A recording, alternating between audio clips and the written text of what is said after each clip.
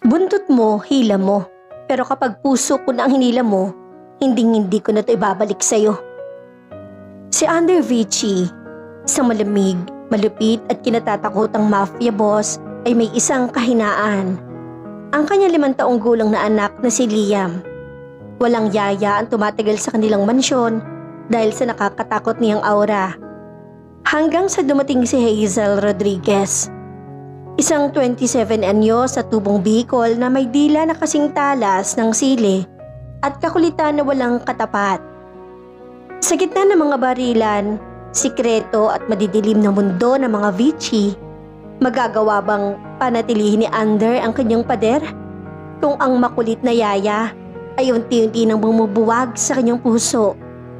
Ngunit paano kung ang masayanging yaya ay hindi naman talaga aksidenteng napadpad sa kanyang buhay, kundi may dalang lihim na maaring magpabagsak sa kanyang imperyo?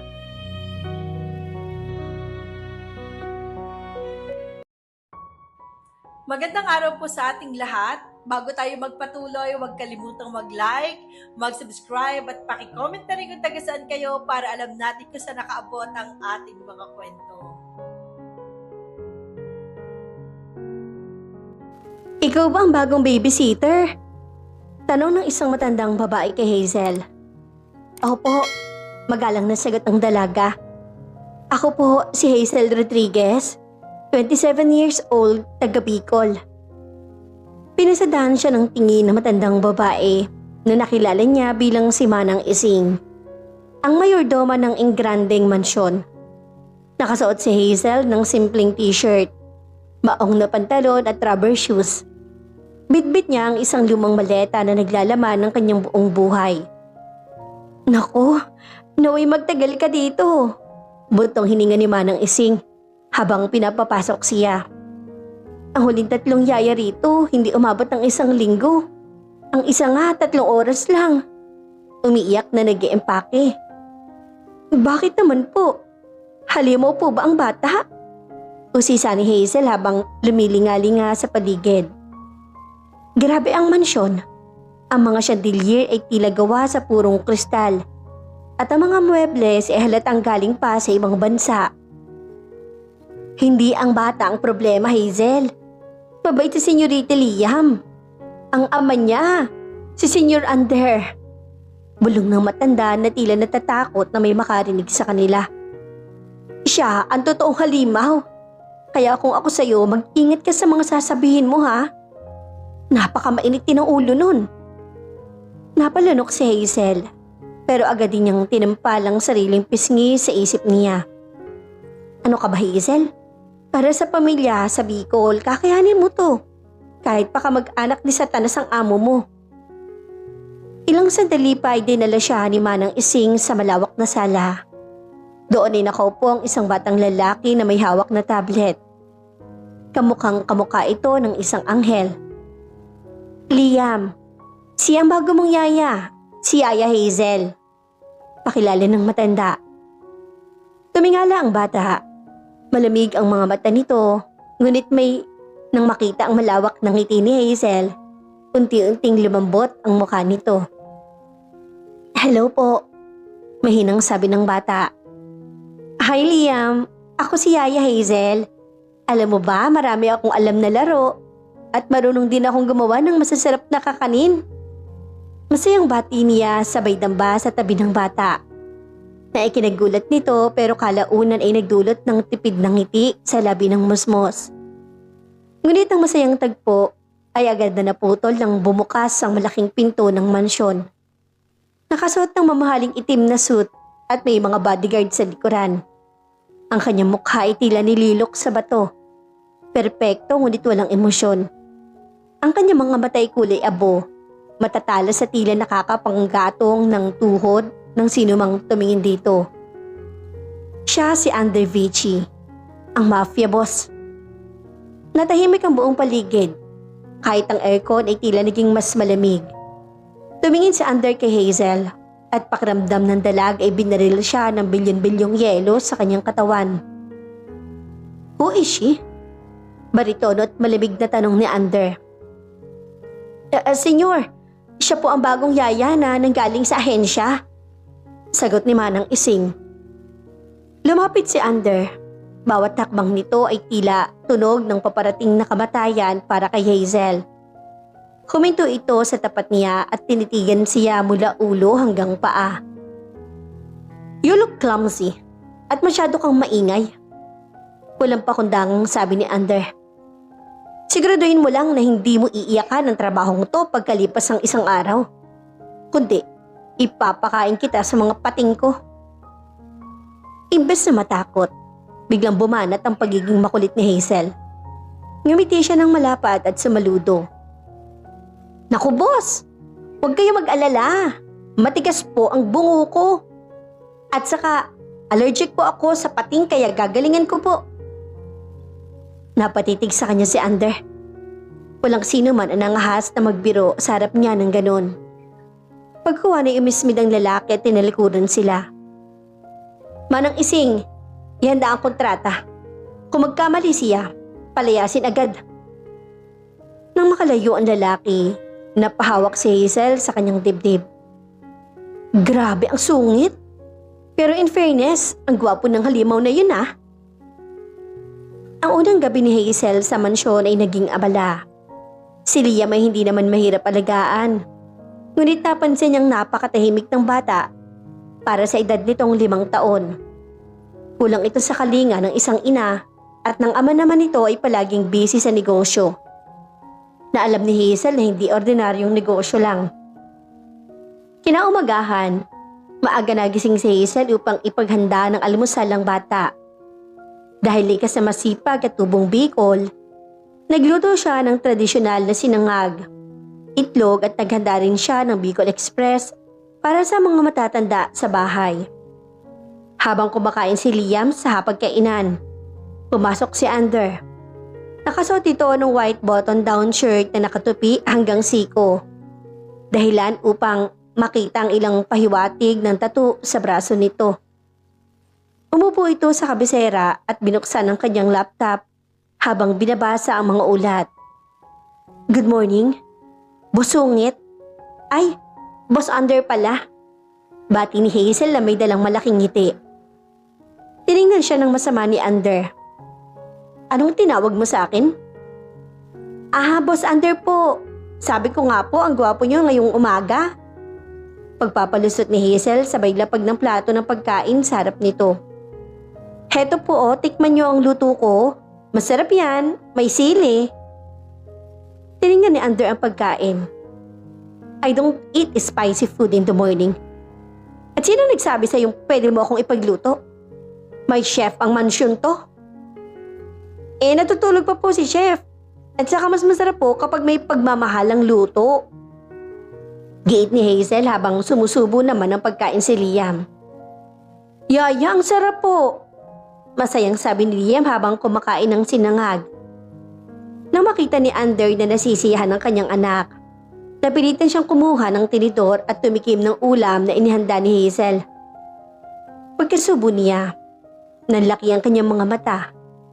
Maanghang ito, ngunit may kakaibang sarap na hindi niya maipaliwanag. Subalit upang mapanatili ang kanyang seryosong imahe, ibinaba niya ang tinidor at uminom ng tubig. Average, matipid niyang sabi. Sus, nasarapan ka lang boss, ayaw mo nang aminin. Bulong ni Hazel ngunit narinig iyon ng lalaki. May sinasabi ka ba, Rodriguez? Angal ni Ander na ang kanyang boses ay nagbabalda.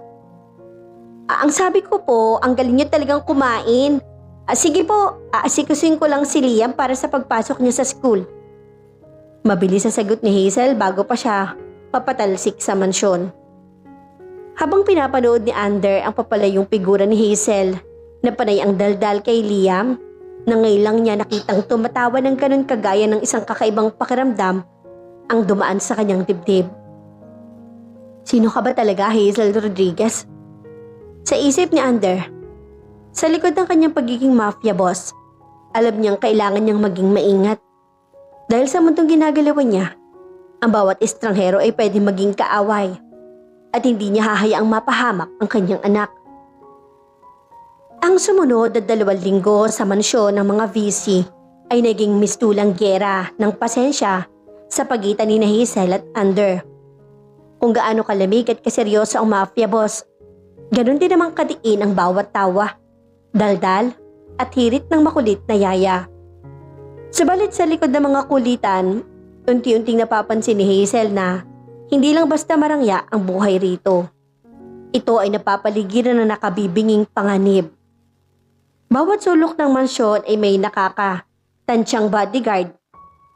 Ang mga bintana ay gawa sa bulletproof na salamin. At gabi-gabi ay naririnig niya ang mararahas na yabag ng mga tauhan ni Ander na nagpapatrolya. Higit sa lahat, napansin niya ang unti-unting pagbabago kay Liam. Ang dating tahimik at akuting bata ay natuto ng humalakhak. Isang hapon, habang naglalaro si Hazel at Liam sa malawak na hardin ng mansyon, biglang dumating ang itim na SUV ni Ander. Ngunit bago pa man makalapit ang sasakyan sa garahe, biglang narinig ang isang malakas na pagsabog mula sa labas ng gate. Kasunod ng sunod-sunod na putok ng matataas na kalibre ng baril. "Dapa! Liam, dapa!" sigaw ni Hazel. Walang pag-aalinlangan niyang idinamba ang sariling katawan sa ibabaw ng bata upang itago ito sa likod ng mga makakapal na halaman. Nanginginig ang buong katawan ni Hazel. Ngunit ang kanyang mga bisig ay nakakapit ng mahigpit kay Liam na nagsisimula ng umiyak sa takot. Mula sa kanyang pwesto, nakita ni Hazel kung paano bumukas ang pinto ng SUV. Lumabas si Ander na may hawak na 2 baril. Walang bakas ang takot sa mukha nito. Puro galit at bagsik. Sa bawat kalabit niya ng gatilyo, isang kalaban ang bumubuwal. Ang kanyang aura ay tunay na halimaw sa larangan ng digmaan. Lumalaban upang protektahan ang kanyang teritoryo. Nang matapos ang sagupaan at masigurong malinis na ang paligid, mabilis na humakbang si Ander patungo sa hardin. Baka sa mukha nito ang matinding takot para sa kanyang anak. "Liam! Liam!" sigaw ng baritono niyang boses na may halong panginginig. "Boss, nandito kami!" Mahinang boses na tawag ni Hazel. Habang dahan-dahang bumabangon mula sa damuhan, yakap pa rin si Liam na isiniksik ang mukha sa kanyang leeg. Mabilis na lumapit si Ander at lumuhod sa harap nila. Agad niyang kinuha si Liam at napatitig kay Hazel. Nakita niyang gasgas ang mga siko ng dalaga at may kaunting dugo sa tuhod nito. Dahil sa biglang pagdapa sa semento at matutulis sa bato upang maprotektahan lang ang kanyang anak. "Are you hurt?" tanong ni Ander. Sa unang pagkakataon, hindi malamig ang boses nito, kundi puno ng tunay na pag-aalala. Gasgas lang po ito, boss. Ang mahalaga, ligtas si Liam. Walang tama ang alaga ko." Nakangiting sagot ni Hazel, bagamat namumutla pa rin sa takot. Tinitigan siya ni Ander ng matagal. Sa mundong ginagalawan niya, ang mga tao ay lumalapit sa kanya para sa pera, kapangyarihan o dahil sa takot. Ngunit ang yayang ito mula sa Bicol na walang kalaban-laban na itinaya ang sariling buhay para sa kanyang anak na walang hinihiling kapalit. Isang malalim at hindi maipaliwanag na emosyon ang unti-unting sumira sa pader na matagal lang itinayo ni Ander sa kanyang puso. Inabot niya ang kamay ni Hazel upang tulungan itong tumayo.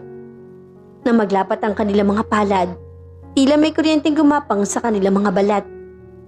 Hindi nakalagpas kay Ander ang lambot ng kamay ng dalaga. Habang si Hazel naman ay napatitig sa nag-aalalang mga mata ng kanyang masungit na amo. "Salamat," may hinambulong ni Ander. Isang salita na bihirang lumabas sa bibig ng isang mafia boss. Dahil sa nangyaring pag-atake, masinigpitan ni Ander ang seguridad sa mansyon.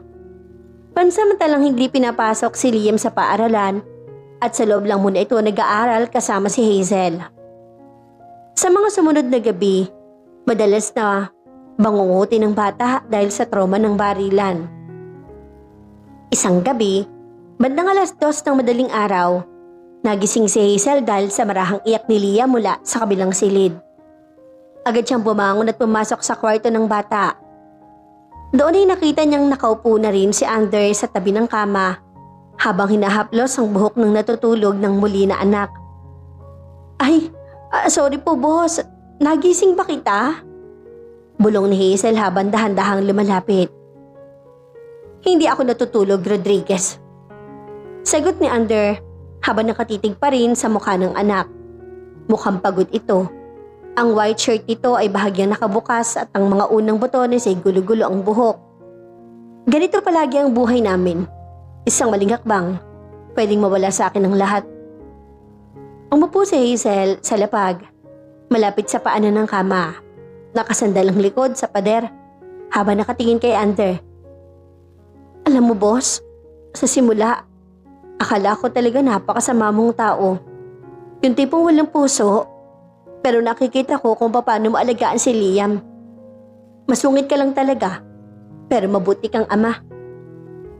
Napatingin sa kanya si Ander.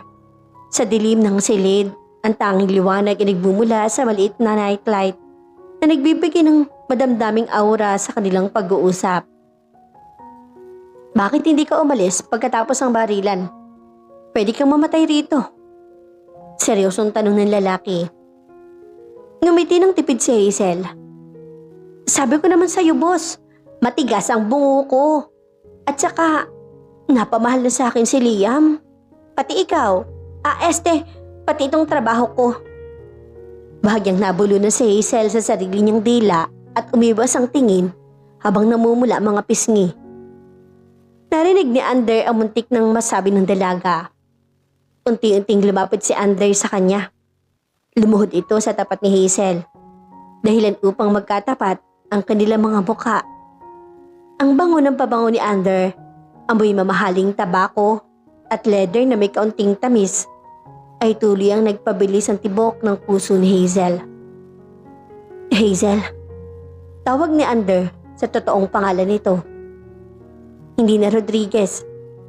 Ang kanyang boses ay naging malalim, paos at puno ng kakaibang emosyon.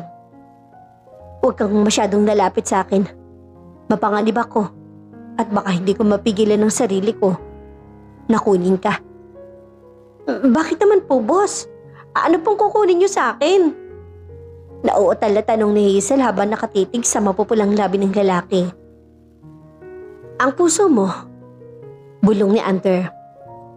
Bago pa man makasagot si Hazel, dahan-dahang inilapit ni Ander ang kanyang mukha. Naramdaman ni Hazel ang mainit na hininga ng lalaki sa kanyang balat. Hanggang sa tuloy nitong lapata ng isang banay ngunit mariing halik ang kanyang mga labi. Ito'y isang halik na puno ng matagal ng tinuhang emosyon. Puno ng pangungulila, pag-aalaga at nagbabadyang pag-ibig. Nang humiwalay si Ander, kapwa sila habol ang hininga. Tinitigan niya ang natutulalang si Hazel at hinawakan ng pisngi nito. Mula ngayon, protektado ka na rin ng pangalang VC. Walang hahawak sa'yo kundi ako. Tumayo na si Ander at lumabas ang silid. Iniwan si Hazel na nakahawak ang kanyang labi, habang ang kanyang puso ay nagwawala sa sobrang kaba at sobrang kilig. Ngunit sa sariling silid ni Hazel, pagkasara ng pinto, unti-unting nawala ang kilig sa kanyang mukha. Pinalitan ito na matinding takot at konsensya. Lumapit siya sa kanyang lumang maleta. Binuksan ng isang nakatagong bulsa rito at inilabas ang isang maliit na tracking device at isang lumang litrato ng kanyang pamilya sa Bicol na may banta ng panununog mula sa kalabang sindikato ni Ander. Hinawakan ni Hazel ang kanyang dibdib. Diyos ko, anong gagawin ko? Nahuhulog na ako sa kanya. Pero narito ako para magmanman sa kanya kapalit ng buhay ng pamilya ko. Hindi na magkamayaw ang tibok ng puso ni Hazel sa bawat araw na lumilipas. Pagkatapos ng gabing iyon sa silid ni Liam, ang dating masungit at malamig na si Ander ay unti-unti nagpapakita ng mga pagbabagong hindi akalain ng mga tauhan nito. Madalas ito umuwi ng maaga upang sabay sila maghapunan. At hindi na rin ito tinatago ang mga nakaw na tingin at pasimpleng paghawak sa kanyang kamay kapag walang nakakakita.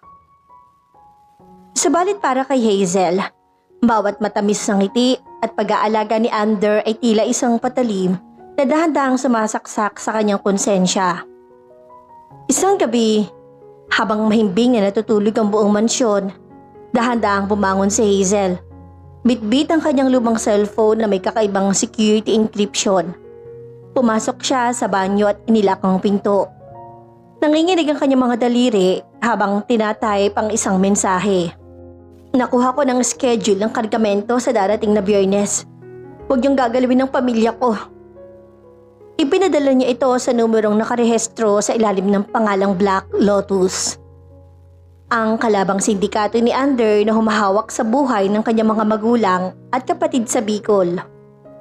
Bago siya pumasok bilang yaya, hinarang siya ng mga ito at binihag ang kanyang pamilya. Ang tanging paraan upang manatiling buhay ang mga ito ay ang magsilbi siyang espiya sa loob ng mansyon ng mga Vici.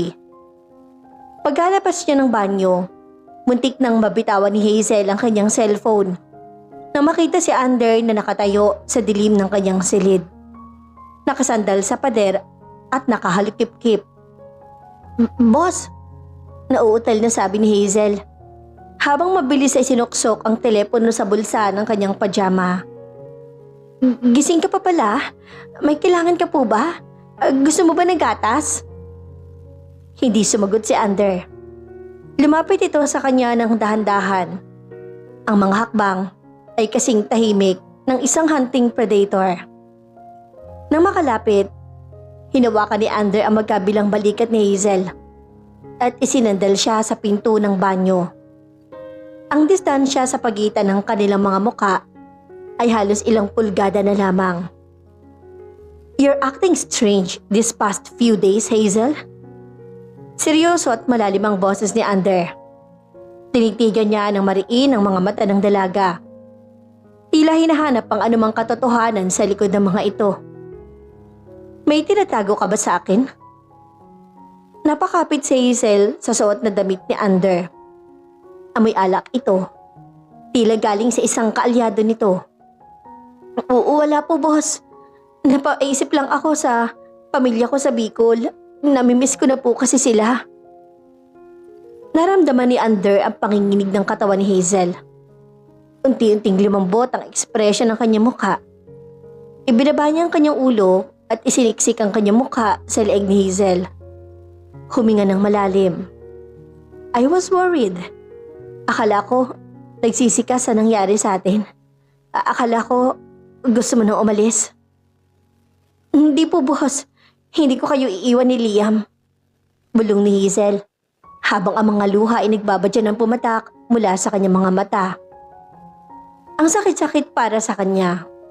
Paano niya magagawang pagtaksilan ang lalaking nagbigay sa kanya ng buong tiwala at pag-ibig nito? Niyakap siya ng maigpit ni Ander. Walang kamalay-malay na ang babaeng hawak niya ay may bitbit na lihim na pwedeng maging mitya ng kanyang kamatayan. Dumating ang araw ng Biyernes. Ito ang gabi na malaking transaksyon ng mga Vici sa isang abandonadong pier sa Maynila. 1 bilyong pisong halaga ng mga legal na ari-arian at ilang armas para sa depensa ang kanilang pamilya ang nakatakdang i-deliver. Dahil sa impormasyong ibinigay ni Hazel, nakahanda na ang bitag ng Black Lotus. Ngunit hindi nakatiis si Hazel. Buong hapon siyang hindi mapakali sa mansyon habang inaalagaan si Liam. Naalala niya ang bawat halik ni Ander. Ang pangako nitong protektahan siya at ang inosenteng mukha ng batang lalaki na itinuring na siyang parang totoong ina. Hindi ko kayang mamatay si Ander. Kahit patayin ako ng Black Lotus, kailangan ko siyang iligtas. Pagpapasya ni Hazel sa kanyang sarili. Gamit ang isang lumang motorsiklo na pag-aari ng isa sa mga gardener, patagong tumakas si Hazel sa mansyon. Matapos masigurong mahimbing nang natutulog si Liam sa ilalim ng pangangalaga ni Manang Ising. Mabilis siya nagmaneho patungo sa pier sa gitna ng malakas na buhos ng ulan. Samantala sa pier, kasagsagan ng transaksyon ni Ander nang biglang pumaligid ang sandamakmak na sasakyan ng Black Lotus. Sunod-sunod na putok ng baril ang umalingaw-ngaw. Nagkaroon ng madugong engkwentro. Boss! Na-set up tayo. May nag-leak na impormasyon. Sigaw ni Marco ang kanang kamay ni Ander habang nagtatago sa likod ng mga container van. Galit na galit si Ander. Walang haba siya nagpaputok ng kanyang kalibre 45. Pinapatay ang bawat kalaban na lumalapit. Ngunit masyadong marami ang puwersa ng kalaban. Paubos na ang kanilang bala at napapaligiran na sila. Sa gitna ng kaguluhan, isang sniper mula sa itaas ng crane ang nag-asinta sa direksyon ni Ander. Eksaktong nakatutok ang pulang laser sa dibdib ng mafia boss. Walang kamali-mali si Ander dahil abala ito sa pagbaril sa mga kalaban sa harap. Ander! Dapa! Isang pamilyar na tinig ang sumigaw mula sa kadiliman. Bago pa man makalingon si Ander, isang katawan ang biglang tumakbo at humarang sa kanya. Isang malakas na putok mula sa sniper rifle ang umlingaw-ngaw. Imbes na si Ander ang matamaan, si Hazel ang sumalo ng bala sa kanyang kanang balikat. Dahil sa lakas ng impact, kapwa sila natumba sa basang simento. Hazel! Nalaki ang mga mata ni Ander nang makita ang dalaga. Mabilis siyang binaril ang sniper sa itaas bago ito muling makatira. Binuhat niya si Hazel at isiniksik sa isang ligtas na sulok. Nakita niya ang dugong umaagos mula sa balikat nito. Humahalo sa patak ng ulan. Bakit ka nandito? Anong ginagawa mo rito? Pasigaw at puno ng takot na tanong ni Ander habang pinipiga ang sugat nito gamit ang kanyang panyo. Ander, patawarin mo ako. Umiiyak na sabi ni Hazel habang namumutla ang mga labi. Ako ang nag-leak ng impormasyon. Binihag ng Black Lotus ang pamilya ko sa Bicol at pilit nila akong pinamamadman sa'yo. Napatigil si Ander. Tila gumuho ang buong mundo niya sa narinig. Ang babaeng minahal niya, ang babaeng pinagkatiwalaan niya sa buhay ng kanyang anak, ay ang mismong ahas na nagkanulo sa kanya. Ang sakit na naramdaman niya sa kanyang dibdib ay mas matindi pa kaysa sa anumang bala ng baril. You betrayed me? Gumagaralgal ang boses ni Ander at puno ng pait at galit. Patawad, pero hindi ko kayang mamatay ka. Higbi ni Hazel, bago tuli ang mawala ng malay dahil sa matinding bawas ng dugo sa sakit. Bago pa man makakilo si Ander, dumating ang karagdagang backup ng mga Vichy na mabilis na umubos sa mga natitirang tauhan ng Black Lotus. Tapos na ang laban, ngunit para kay Ander kakasimula pa lamang ng totoong impyerno. Tinitigan niya ang walang malay na katawan ni Hazel. Litong-lito kung ililigtas ba ito o tuli ang papatayin dahil sa pagtataksil. Malamig, madilim at amoy kalawang. Yan ang bumubuhad sa nagbabalik na kamalayan ni Hazel. Dahan-dahan niyang minulat ang kanyang mga mata at agad na naramdaman na matinding kirot sa kanyang kanang balikat. May benda na ito, ngunit ang bawat tibok ng kanyang puso ay naghahatid ng tila pinitpit na sakit sa kanyang katawan. Natuloy ang luminaw ang kanyang paningin. Napansin niyang nakatali ang kanyang mga kamay sa isang bakal na upuan. Nasa loob siya ng isang basement, isang pribadong torture chamber na pag-aari ng mga Vichy. Sa tapat niya, nakaupo si Ander sa isang marangyang leather na upuan. Hawak nito ang isang baso ng whiskey. Walang emosyon ng muka at ang mga mata ay tila gawa sa yelo. Ang kanyang white t-shirt ay may bahid pa rin ang natuyong dugo ni Hazel mula sa pier. Gising ka na pala, aking munting espiya. Baritono at nakakakilabot ang boses ni Ander. Ibinaba niya ang baso sa mesa na lumikha ng matunog na kalampag sa tahimik na silid. Ander? Naiiyak na tawag ni Hazel. Si Liam, nasan si Liam? Isang mapait na tawa ang kumawala sa mga labi ni Ander. Tumayo siya at dahan-dahang lumapit kay Hazel. Hinawakan niya ng mariin ang panga ng dalaga. Pinilit itong patingasin sa kanya. Huwag mong babanggitin ang pangalan ng anak ko. Ginamit mo siya. Ginamit mo ang pagiging inosente niya para mapalapit sa akin. Para makuha mga impormasyong pwede mong ibenta sa Black Lotus. Hindi totoo yan. Hikbi ni Hazel habang umaagos sa mga luha sa kanyang maruruming pisngi. Totoo nga pa mahal sa akin si Liam. At totoong mahal din kita, Ander. Kaya nga ako humarang sa bala, di ba? Pwede naman ako hindi pumunta sa pier.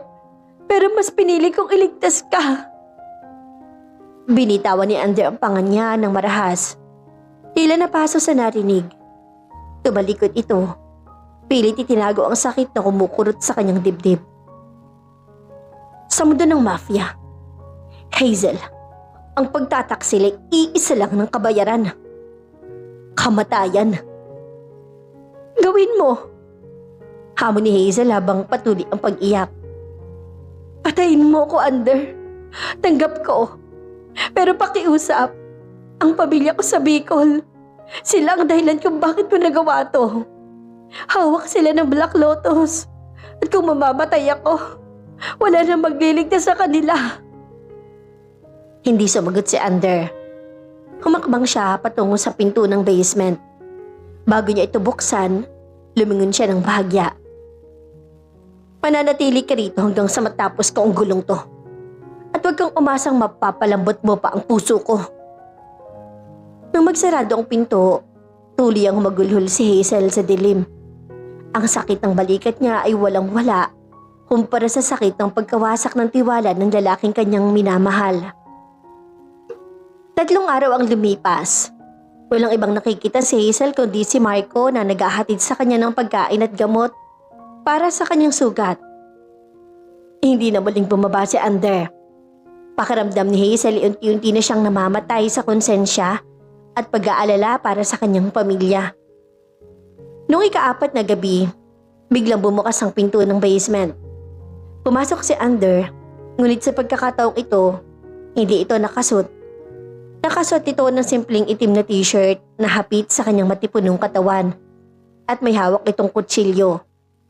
Nanlamig si Hazel. Ito na ba ang katapusan ko? Sa isip-isip niya, ipinikit niya ang kanyang mga mata, handang tanggapin ang saksak. Ngunit nagulat siya nang marahan ng pagpatid ng mga lubid sa kanyang kamay at paa. Nang idilat niya ang kanyang mga mata, malaya na siya. Tumayo ka. May sasakyan sa labas. Iatid kita sa airport. May ticket ka papuntang Bicol. Utos si Ander. Malamig pa rin ang tinig. Ano? Pinapalayas mo na ako? Paano ang pamilya ko, Ander? Papatayin sila ng Black Lotus kapag nalaman nilang nabigo ako. Natatarantang hila ni Hazel sa braso ng lalaki. Tinignan siya ni Ander at sa unang pagkakataon sa loob ng ilang araw, may sumilip na kakaibang kislap sa kanyang mga mata. Inilabas niya ang kanyang cellphone at may pinindot doon bago iharap kay Hazel. Isang video call ang tumambad. Nalaki ang mga mata ni Hazel at napahandulong sa screen nang makita ang mukha ng kanyang nanay, tatay at nakababatang kapatid. Ligtas sa mga ito, nakaupo sa isang marangyang sala at may mga masasarap na pagkain sa harap. Nay! Tay, okay lang ba kayo? Sinaktan ba kayo ng mga masasamang tao? Sunod-sunod na tanong ni Hazel habang umiiyak. Ay Hazel, anak! Okay na okay kami rito. Sagot ng kanyang ina sa kabilang linya. May mga dumating dito mga lalaking nakabarong. 3 araw na nakakaraan. At sabi nila mga tuhan sila ng mapapangasawa mo na si Sir Ander. Iniligtas nila kami sa mga kumukuha sa amin. At dinala kami dito sa isang ligtas na safe house. Ang babait nga nila. Linggo-linggo raw kaming bibigyan ng sili at gata. Napatulala si Hazel. Lumingon siya kay Ander nang umiiwas ang tingin. Bahagya namumula ang mga tenga. Pinasalamatan ni Hazel ang kanyang pamilya bago ibaba ang tawag. Ander, iniligtas mo sila. Hindi makapaniwalang tanong ng dalaga. Kahit na ipinagkanulo kita. Dito na lumabas ang malaking twist na hindi inaasahan ni Hazel. Humakbang si Ander papalapit sa kanya at hinawakan na magkabilang pisngi niya. Akala mo ba? Ganun ako katanga, Hazel? Mahinang sabi ni Ander. May halong panunuya, ngunit puno ng emosyon. Bago ka pa pumasok sa mansyong ito, alam ko na kung sino ka. Alam kong pinili ka ng Black Lotus. Kaya ako hinayaang makapasok ka dahil gusto kong gamitin ka para matuntun kung nasa ng hideout nila sa Bicol. Napanganga si Hazel. So, alam mo mula pa simula? Oo, pag-amin ni Ander. Plano ko lang na gamitin ka. Pero ang hindi kasama sa plano ay ang mapamahal ka sa amin ni Liam. Nang harangin mo ang bala para sa akin, doon ko napatunayan na mas matimbang ang pag-ibig mo kaysa sa takot mo sa Black Lotus. Kaya habang natutulog ka rito sa basement, pinadala ko na ang buong pwersa ng Vichy sa Bicol upang ubusin ang Black Lotus at iligtas ang pamilya mo. Naiyak muli si Hazel, ngunit sa pagkakataong ito dahil sa labis na pasasalamat at tuwa. Idinamba niyang sarili sa dibdib ni Ander at niyakap ito ng napakahigpit. Salamat, Ander! Salamat! Hinawakan ni Ander ang kanyang buhok at hinalikan ng tuktok ng kanyang ulo. Pero huwag kang pakakasiguro, Rodriguez. Hindi pa kita ganap na pinapatawad. Kaya ang parusa mo, kailangan mo akong pakasalan at maging totoong ina ni Liam habang buhay. Ang pag-uwi ni Hazel sa itaas na bahagi ng mansyon mula sa basement ay sinalubong ng isang mahigpit at emosyonal na yakap.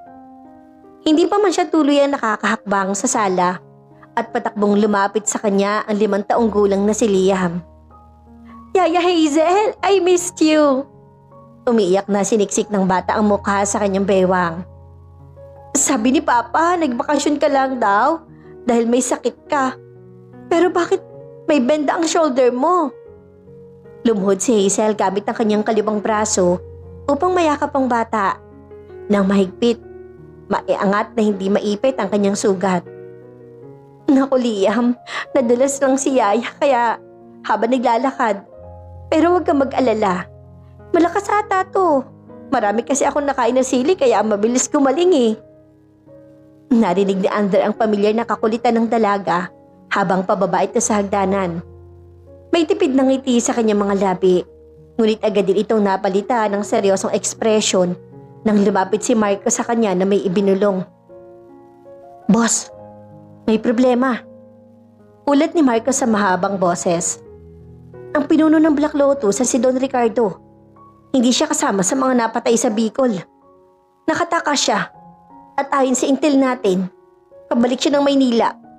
Nagwawala siya dahil naubos ang kanyang mga tauhan at balak niya maghiganti bago siya tuluyang lumayas ng bansa.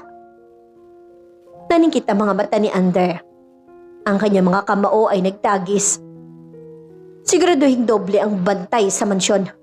Huwag niyong hahayaang makalabas si Hazel at Liam kahit isang segundo. Subalit ang tadhana ay sadyang mapaglaro. Kinabukasan, habang abala ang buong mansyon sa paghahanda para sa nalalapit na kasal ni Ander at Hazel, na pinilit ni Ander na madalian para sa legal na proteksyon ng dalaga, isang parcel ang dumating sa gate. Akala ng mga bodyguard ay ordinaryong regalo lang ito para sa ikakasal mula sa isang kaalyadong negosyante ni Ander. Nang buksan ito ni Manang Ising sa kusina, laking gulat niya na makita ang isang countdown timer na nakakabit sa isang plastic explosive. May kasama itong liham. Ander Vichy, kinuha mo sa akin ang lahat. Ngayong araw, sasabog ang buong mundo mo kasama ang yaya at ang anak mo. Senyorito Ander! Malakas na sigaw ni Manang Ising habang nanginginig na itinuturo ang kahon. Eksaktong 3 minuto na lang ang natitira sa timer. Kasabay nito, biglang nakarinig ng sunod-sunod na putok ng baril sa labas ng mansyon. Si Don Ricardo kasama ang mga natitira pa nitong tapat na assassin ay personal lang sumalakay sa loob ng compound ng mga Vichy gamit ang mga heavy firearms. Nabasag ang mga bulletproof na bintana dahil sa tindi ng opensiba ng kalaban.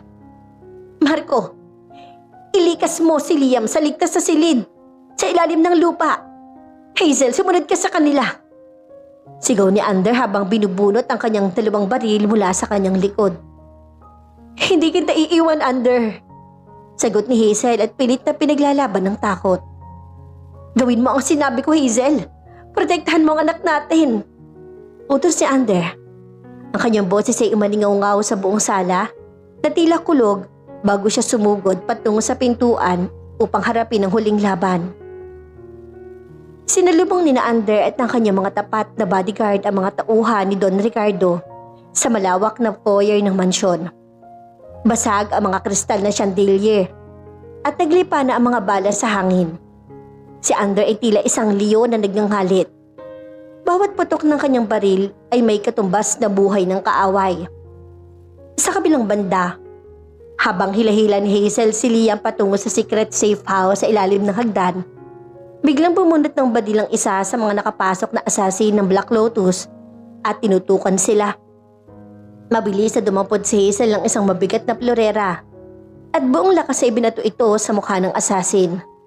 Dahilan upang mag-iba ang direksyon ng bala nito na tumama sa pader. Dahil sa kanyang adrenaline, hindi na naramdaman ni Hazel ang sakit ng kanyang balikat.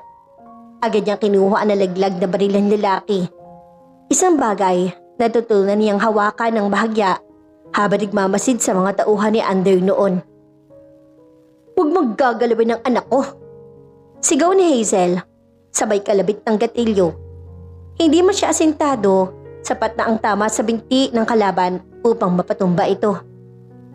Mabilis siyang itinulak si Liam sa loob ng safe house. Liam, pumasok ka rito.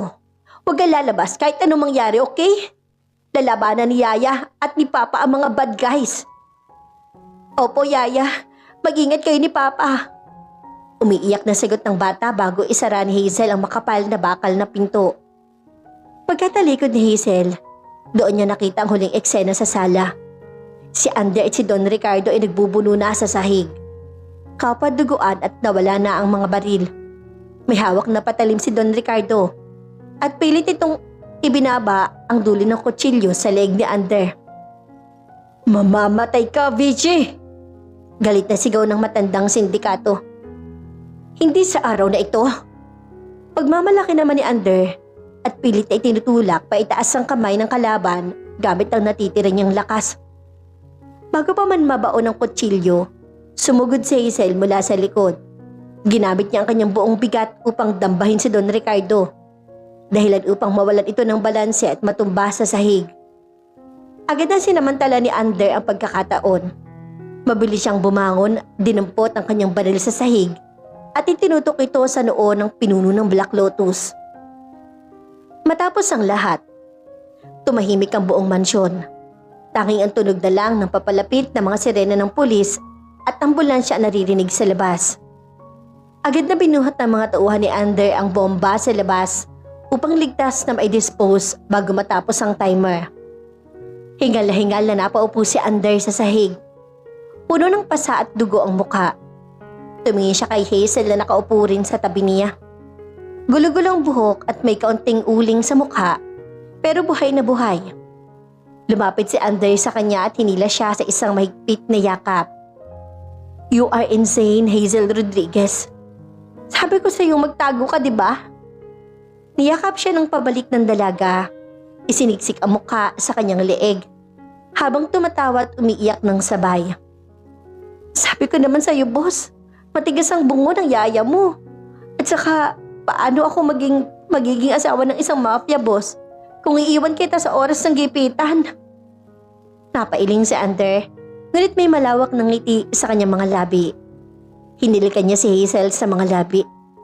Isang halik na wala ng kasamang pagdududa, takot o lihim. Ito ay halik ng tagumpay at ng panibagong simula. Isang buwan ang mabilis na lumipas matapos ang madugong pagbagsak ng Black Lotus. Ang mansyon ng mga Vichy na dating saksi sa mga lihim at barilan ay muling ibinalik sa kanyang marangyang ganda. Ngunit sa pagkakataong ito, may nagbago. Hindi na ito malamig. Ang bawat sulok ay napupuno na ng halakhak ni Liam, ng amoy ng masasarap na lutong Bicolano at ng ingin ng pamilya Rodriguez na opisyal nang inilipat ni Ander sa Maynila para sa kanilang seguridad at kaginhawaan. Isang hapon, habang nag-iensayo si Ander sa kanyang pribadong opisina, pumasok si Hazel na may dalang merienda. Nakasuot siya ng isang simpleng summer dress at ang kanyang kanang balikat ay may magandang permanenteng tattoo na rosas. Isang disenyong pinilagay niya upang itago ang peklat ng bala na sumalo sa buhay ni Ander. "Busungit, heto na ang saging cue mo. Mas pinalapot ng asukal para mas matamis. Parang ako." Nakangiting bati ni Hazel sabay lapag ng platito sa mesa. Inilapag ni Ander ang kanyang mga papeles. Tumayo at mabilis sa hinila si Hazel sa kanyang bewang, papasok sa kanyang mga bisig. "I told you, stop calling me boss sungit. Malapit na tayong makasal, Hazel." Sama-sana yung dila ko ron eh." Biro ng dalaga habang sinasalipid ang kanyang mga braso sa leeg ng lalaki. Pero seryoso, Ander. Minsan parang panaginip lang ang lahat. Isang buwan lang ang nakakaraan. Nakatali ako sa basement mo at akala ko ipapakain mo na ako sa pating. Hinalikan ni Ander ang dulo ng ilong ni Hazel. "Mas pipiliin ko pang ako umakain ng pating kaysa mawala ka. Na makita kitang dugo ang nakahiga sa pier. Doon ko napagtanto na ang buong imperyo ko, ang lahat ng pera ko, walang silbi kung wala ka sa piling ko at ni Liam." Nang maramdamin ang kanilang titigan, ang matitigas sa mata ng mafia boss ay tuluyan ng natunaw sa pag-ibig. Subalit bago pa man maglapat ang kanilang mga labi, biglang bumukas ang pinto at pumasok ang tatay ni Hazel doon si Mang Teodoro na may hawak na isang malaking kaldero. "Ay naku, pasensya na. Nag-ahalubilo na ba kayo?" Bulalas ang matanda sa kanyang punto Bicolano. "Ander, irog ko. Ipapatikim ko lang sana tong bagong luto kong laing na may native na sili." Nagkanda-utal-utal na sabi nito. "Masarap kasi ito."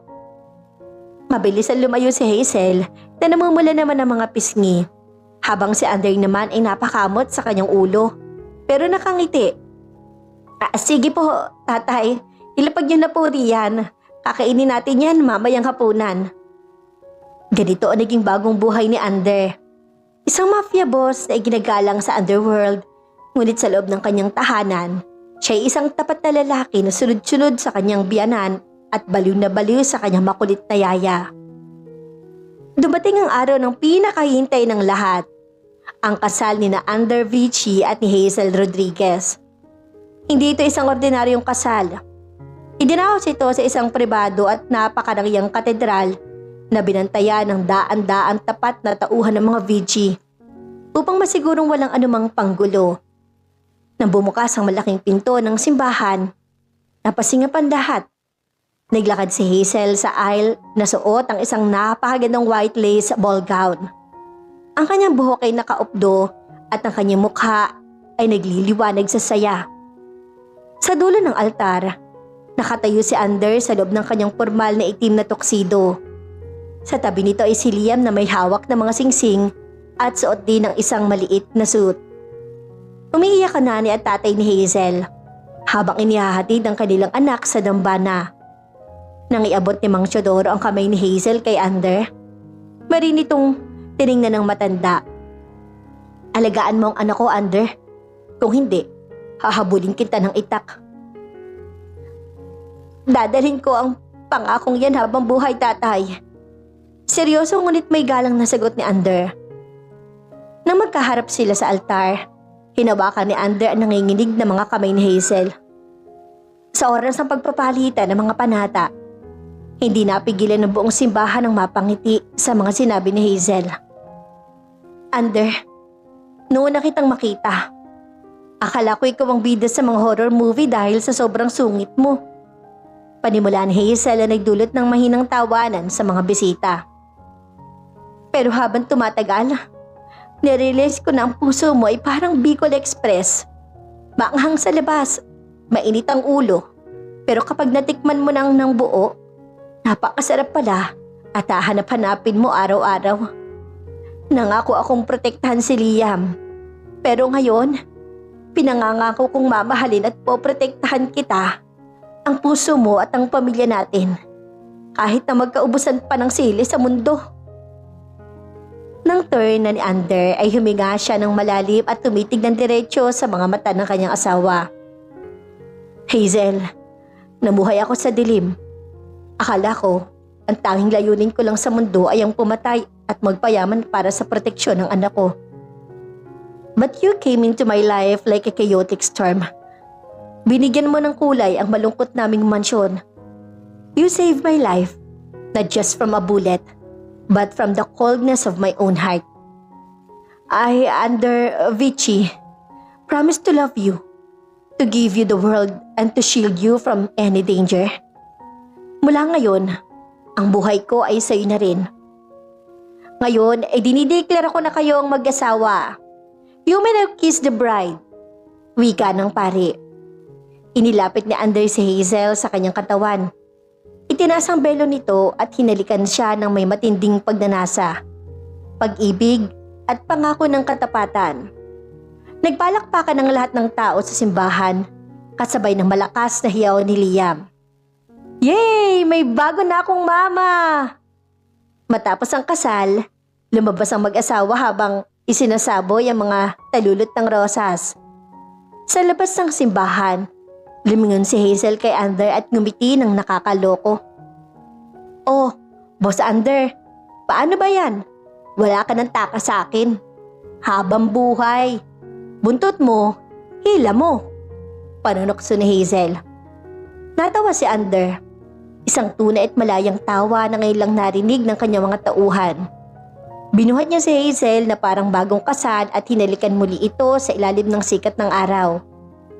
I don't plan on escaping, Mrs. Vici, dahil ikaw lang ang yaya na habang buhay na nagmamay-ari ng puso ng isang mafia boss. Wakas.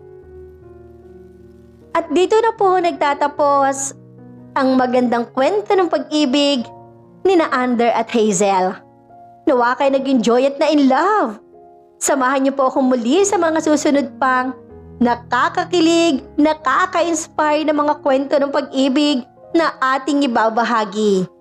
Pero bago tayo tuloy ang magtapos, hayaan niyo pong batiin natin ang ating mga kaibigan na masusugid na taga-subaybay na sina Annie C. ng Kuwait, Mayari Jocelyn ng Taiwan, Ofelia de Guzman ng Saudi, Leonora Baldazar ng Malolo City, Romonita Omadhay ng Iloilo, si Clarita Dumagil ng UK at si Miles Manhattan ng Hawaii.